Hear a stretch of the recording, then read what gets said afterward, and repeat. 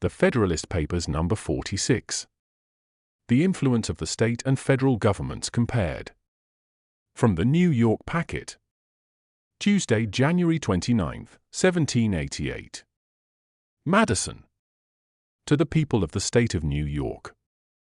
Resuming the subject of the last paper, I proceed to inquire whether the federal government or the state governments will have the advantage with regard to the predilection and support of the people. Notwithstanding the different modes in which they are appointed, we must consider both of them as substantially dependent on the great body of the citizens of the United States.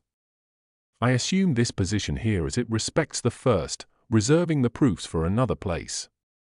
The federal and state governments are in fact but different agents and trustees of the people, constituted with different powers and designed for different purposes. The adversaries of the Constitution seem to have lost sight of the people altogether in their reasonings on this subject, and to have viewed these different establishments not only as mutual rivals and enemies, but as uncontrolled by any common superior in their efforts to usurp the authorities of each other. These gentlemen must here be reminded of their error.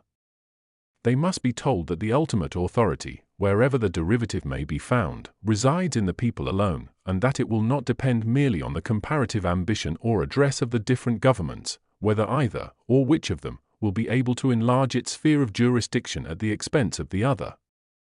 Truth, no less than decency, requires that the event in every case should be supposed to depend on the sentiments and sanction of their common constituents. Many considerations, besides those suggested on a former occasion, seem to place it beyond doubt that the first and most natural attachment of the people will be to the governments of their respective states. Into the administration of these a greater number of individuals will expect to rise. From the gift of these a greater number of offices and emoluments will flow. By the superintending care of these, all the more domestic and personal interests of the people will be regulated and provided for. With the affairs of these, the people will be more familiarly and minutely conversant. And with the members of these, will a greater proportion of the people have the ties of personal acquaintance and friendship, and of family and party attachments, on the side of these. Therefore, the popular bias may well be expected most strongly to incline. Experience speaks the same language in this case. The federal administration, though hitherto very defective in comparison with what may be hoped under a better system, had, during the war, and particularly whilst the independent fund of paper emissions was in credit, an activity and importance as great as it can well have in any future circumstances whatever. It was engaged, too, in a course of measures which had for their object the protection of everything that was dear, and the acquisition of everything that could be desirable to the people at large. It was, nevertheless, invariably found, after the transient enthusiasm for the early congresses was over, that the attention and attachment of the people were turned anew to their own particular governments, that the Federal Council was at no time the idol of popular favor, and that opposition to proposed enlargements of its powers and importance was the side usually taken by the men who wished to build their political consequence on the prepossessions of their fellow citizens.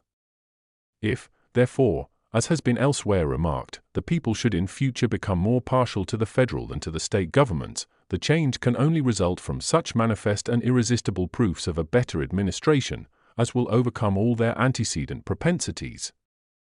And in that case, the people ought not surely to be precluded from giving most of their confidence where they may discover it to be most due, but even in that case the state governments could have little to apprehend, because it is only within a certain sphere that the federal power can, in the nature of things, be advantageously administered. The remaining points on which I propose to compare the federal and state governments are the disposition and the faculty they may respectively possess to resist and frustrate the measures of each other. It has been already proved that the members of the federal will be more dependent on the members of the state governments than the latter will be on the former. It has appeared also that the prepossessions of the people, on whom both will depend, will be more on the side of the state governments than of the federal government.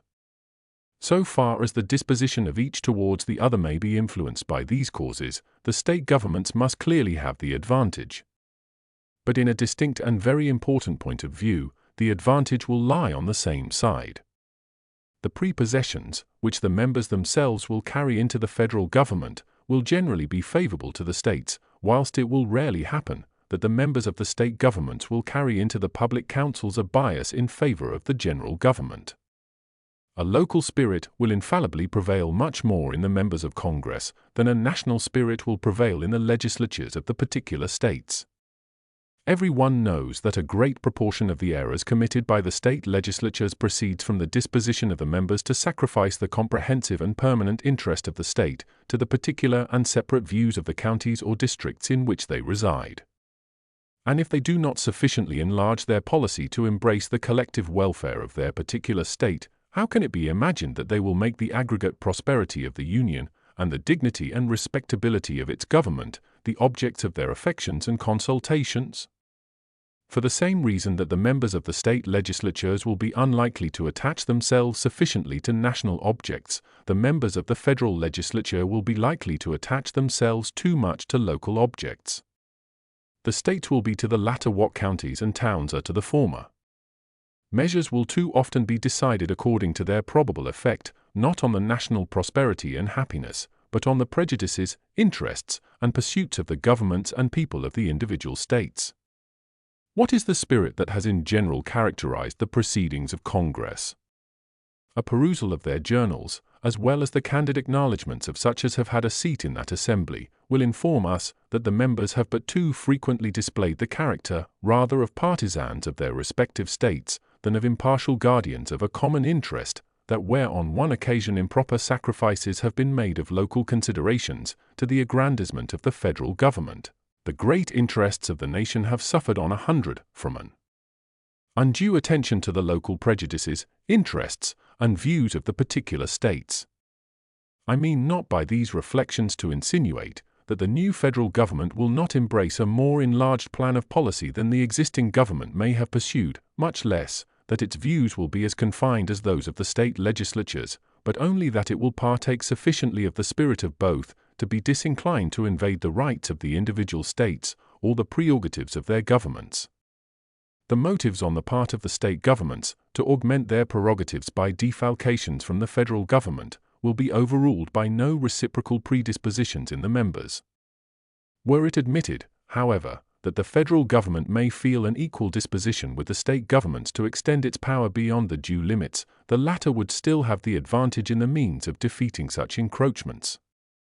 If an act of a particular state, though unfriendly to the national government, be generally popular in that state and should not too grossly violate the oaths of the state officers, it is executed immediately and, of course, by means on the spot and depending on the state alone. The opposition of the federal government, or the interposition of federal officers, would but inflame the zeal of all parties on the side of the state, and the evil could not be prevented or repaired, if at all, without the employment of means, which must always be resorted to with reluctance and difficulty. On the other hand, should an unwarrantable measure of the federal government be unpopular in particular states, which would seldom fail to be the case, or even a warrantable measure be so, which may sometimes be the case, the means of opposition to it are powerful and at hand. The disquietude of the people, their repugnance and, perhaps, refusal to cooperate with the officers of the Union, the frowns of the executive magistracy of the state, the embarrassments created by legislative devices, which would often be added on such occasions, would oppose, in any state, difficulties not to be despised, would form, in a large state, very serious impediments, and where the sentiments of several adjoining states happen to be in unison, would present obstructions which the federal government would hardly be willing to encounter. But ambitious encroachments of the federal government, on the authority of the state governments, would not excite the opposition of a single state, or of a few states only. They would be signals of general alarm. Every government would espouse the common cause. A correspondence would be opened. Plans of resistance would be concerted. One spirit would animate and conduct the whole. The same combinations, in short, would result from an apprehension of the federal, as was produced by the dread of a foreign yoke, and unless the projected innovation should be voluntarily renounced, the same appeal to a trial of force would be made in the one case as was made in the other. But what degree of madness could ever drive the federal government to such an extremity? In the contest with Great Britain, one part of the empire was employed against the other. The more numerous part invaded the rights of the less numerous part. The attempt was unjust and unwise, but it was not in speculation absolutely chimerical.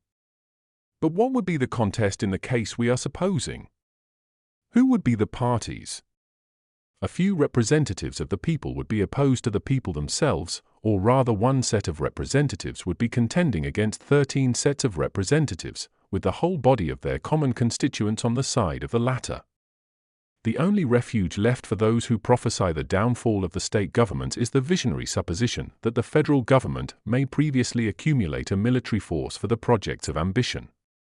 The reasonings contained in these papers must have been employed to little purpose indeed, if it could be necessary now to disprove the reality of this danger. That the people and the state should, for a sufficient period of time, elect an uninterrupted succession of men ready to betray both, that the traitors should, throughout this period, uniformly and systematically pursue some fixed plan for the extension of the military establishment, that the governments and the people of the state should silently and patiently behold the gathering storm, and continue to supply the materials, until it should be prepared to burst on their own heads, must appear to every one more like the incoherent dreams of a delirious jealousy, or the misjudged exaggerations of a counterfeit zeal, than like the sober apprehensions of genuine patriotism. Extravagant as the supposition is, let it however be made. Let a regular army, fully equal to the resources of the country, be formed, and let it be entirely at the devotion of the federal government, still it would not be going too far to say that the state governments, with the people on their side, would be able to repel the danger. The highest number to which, according to the best computation, a standing army can be carried in any country, does not exceed 1/100th part of the whole number of souls, or 1/25th part of the number able to bear arms. This proportion would not yield, in the United States, an army of more than 25 or 30,000 men. To these would be opposed a militia amounting to near 500,000 of citizens with arms in their hands, officered by men chosen from among themselves, fighting for their common liberties, and united and conducted by governments possessing their affections and confidence. It may well be doubted whether a militia thus circumstanced could ever be conquered by such a proportion of regular troops.